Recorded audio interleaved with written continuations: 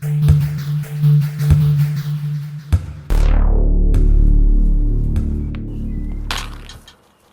everyone, the Snowman here, and today I've got one final tennis preview video for the 2019 season. We've got one event left in 2019, that is the ATP Year-End Finals in London, England, featuring the 8 best players from throughout the year. So they were divided into two groups of 4. The groups are Group Andre Agassi, the number 1 seed, Rafael Nadal.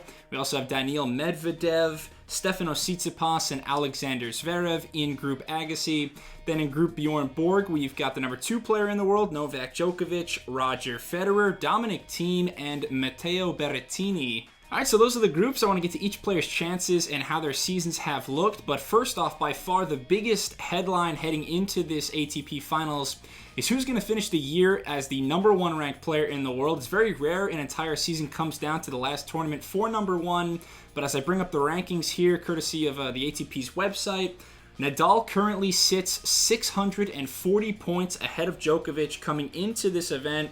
So how the ATP Finals works points-wise is it's 2 groups of 4 players. Everyone plays 3 matches, and then the best 2 from each group advance to the semifinals.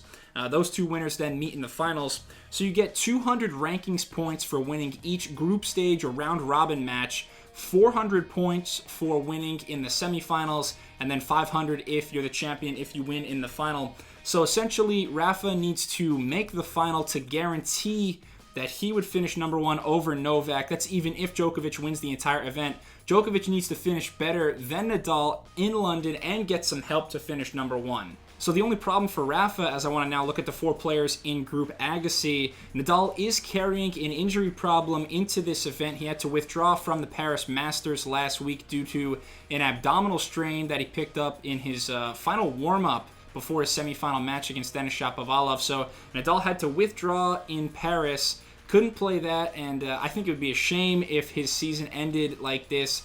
I just want him to have a chance to get that number 1 ranking at the year's end because he's had an incredible year. Nadal has 51-6 record, winning 2 more Grand Slams at Roland Garros and the US Open, just 1 behind Fed now at 19, 2 more Masters 1000 titles in Rome and Montreal. I just hope that the Spaniard will be healthy enough to fight for number 1. If that's the case, then him and Djokovic is going to be a lot of fireworks. And Nadal will be pleased with the draw that he has neither Djokovic nor Federer in his group. However, the number 4 player in the world, Daniil Medvedev, is in Group Agassi, and Medvedev has been hotter than flames recently. He's the ultimate wild card of this tournament, in my opinion. It's been astonishing to watch his ascension into stardom these last couple of months. And he could throw a monkey wrench in both Joker or Rafa's chances to end the year number 1. Before a shock loss to Jeremy Chardy in Paris last week, Medvedev had either won or made the final at his previous 6 tournaments. We're talking final in DC, final in Montreal, title in Cincy, loses to Rafa at the US Open final, but then a trophy in St. Petersburg and a title in Shanghai. I've talked about his run many times already the last few months. I think he seems to have leapt ahead Sasha Zverev and Stefanos Tsitsipas in terms of taking that mantle for the youngest guy with the brightest future. And he's beaten Djokovic twice this season, leads the tour with 59 wins. So no cakewalk there for Rafa in this group. Also in Group Agassi, we have number 6, Stefanos Tsitsipas, who it's been an up and down year for the Greek. He began the season with a bang, upsetting Roger Federer in the round of 16 at the Australian Open. Only won 2 titles, though, both at small 250 events. Struggled over the summer, a 5-match losing streak, but there's still so much room for optimism with Tsitsipas. The thing about Medvedev, Zverev that impressed me the most is that they're big guys, between 6'4", 6'6", but they play like all-around players. Stefanos is such a great mover, very athletic, constantly working on his net game too and being more offensive, ending points quicker. I think he's got the tools to win majors, although he is coming off a waxing in Paris, getting a blasting by Djokovic 6-1, 6-2. And then also in this group, the 7 seed Alexander Zverev, the defending champion here in London at the ATP Finals. And for Zverev, the 22-year-old made a late season surge to book his ticket to London, seemed to thrive in the team environment of the Laver Cup in September. Then he used deep runs in Beijing and Shanghai to fuel his qualification. And me personally, I am not worried about Sasha. This was a down year by his standards, but he's got so much to look forward with, and he's still a top 8 guy despite some trouble this year. I think it's going to be a very interesting matchup, though. We get all these young guys, 23 years of age and younger, Zverev, Tsitsipas, Medvedev. They're all going to play each other, and this group should be really exciting. Okay, switching over now to Group Bjorn Borg, and leading the way there is the number 2 player, Novak Djokovic, who's going to be hungry for a title run in London. If he were to win this title and Rafa failed to make the final, the Serbian would clinch his 6th ever year-end #1 ranking. That would tie Pistol Pete Sampras for the most ever. And Djokovic, he's looked unbeatable at times this season. 5 titles, including the Australian Open and Wimbledon, which I still haven't gotten over at all.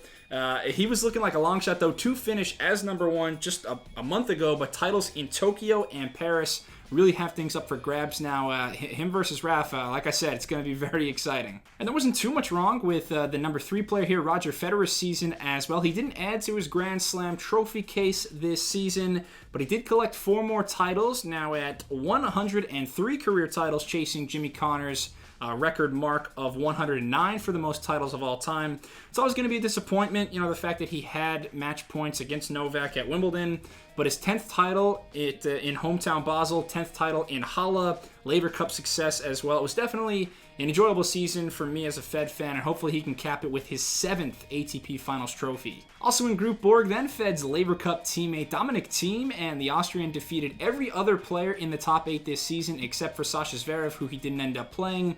Perhaps none of those victories, though, more impressive than when he beat Fed in the Indian Wells final to pick up his first ever Masters 1000 title. He also made another Roland Garros final, beating Djokovic in the semis there. It was an epic 2-day, 5-set classic. I think Dami's time is definitely coming for sure. He's going to win a French Open one day, but I do not anticipate the bludgeoning baseliner to have too much success at the ATP Finals. This is his 4th straight event at London, qualifying for the last 8 in London, and he has yet to make the semifinals. I think that trend continues this year. And finally, we get to the 8th seed, Matteo Berrettini, who is easily the biggest shock among the 8 participants at the ATP Finals this year. A relatively unknown at the start of the season. He was ranked in the mid-50s, but he's come out of nowhere. And the Italian, he's kind of awkward at times, can be kind of clunky and lumbering sometimes, but he possesses a ton of firepower in his arsenal. Very entertaining player to watch if you haven't seen much of him. An excellent shot maker. Titles in Budapest and Stuttgart this year, and his results at the majors got better and better throughout the season, culminating in a semifinals appearance at the US Open. My best guess would be he probably loses all 3 matches that he plays. He's playing Djokovic, Federer, and Dominic Thiem. I think he's a slight cut below everyone else at this event, but he's going to be around for a while. I think the future of Italian tennis is in good hands. And as for a quick prediction now, as I want to pull up the head-to-head records of all 8 players at this event, I think a few notes here. Nadal 11-1 against the other 3 players in his group, so that bodes well for Nadal. Dominic Thiem, a winning record against Fed, 4-2. Fed has struggled against the weight of shot, the topspin of Thiem. We also get Fed Joker part 49, which is very, very nice to see. And Joker Berrettini, the only matchup that hasn't been played, so I think the top 4 guys all have pretty even odds to win this event. I wouldn't guess that Tsitsipas, Thiem, Berrettini makes a run. However, if I had to pick, I'd say Djokovic, probably the odds-on favorite, because he is going to be motivated, fueled to get that #1 spot at the end of the year. I would say Djokovic is my pick to win the ATP Finals. All right, thank you so much for watching. If you enjoyed this video or found it informational, please subscribe to the Snowman Sports Media for more preview videos, and thanks a lot. I'll be back soon. Cheers.